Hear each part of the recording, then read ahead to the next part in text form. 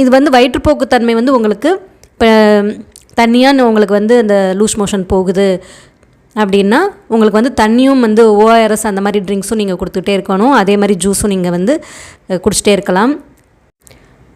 உங்களுக்கு அந்த மாதிரி நேரங்களில் வந்து நீங்கள் வந்து நீர்ச்சத்தை வந்து நீங்கள் கொடுத்துட்டே இருக்கணும். ஒரு ஃப்ரூட் ஜூஸ் அந்த மாதிரி வந்து நீங்கள் குடிச்சிட்ருக்கணும். இல்லை உப்பும் சர்க்கரையும் கலந்த அந்த நீர் கூட வந்து இப்போ உங்கள் கைவசம் எதுவும் இல்லைன்னா அதையும் வந்து நீங்கள் நீரை இது பண்ணி வச்சுட்டு அதையும் கூட கொடுக்கலாம்.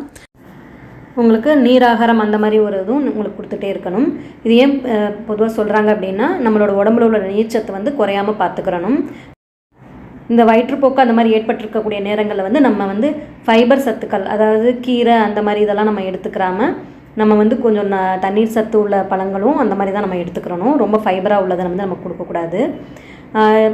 ஒரு சிலவங்க வந்து அந்த வரட்டி அந்த மாதிரி வெறும் தேயிலை மட்டும் தண்ணியில் காய்ச்சி அந்த மாதிரி நமக்கு அதுவும் தோற்புத்தன்மை உள்ளது தான். ஸோ அந்த மாதிரியும் அந்த வரட்டி அந்த ப்ரெட்டு பன்னு அந்த மாதிரி எடுத்துக்கிடுவாங்க இந்த வயிற்றுப்போக்கு நிற்கிறதுக்காக.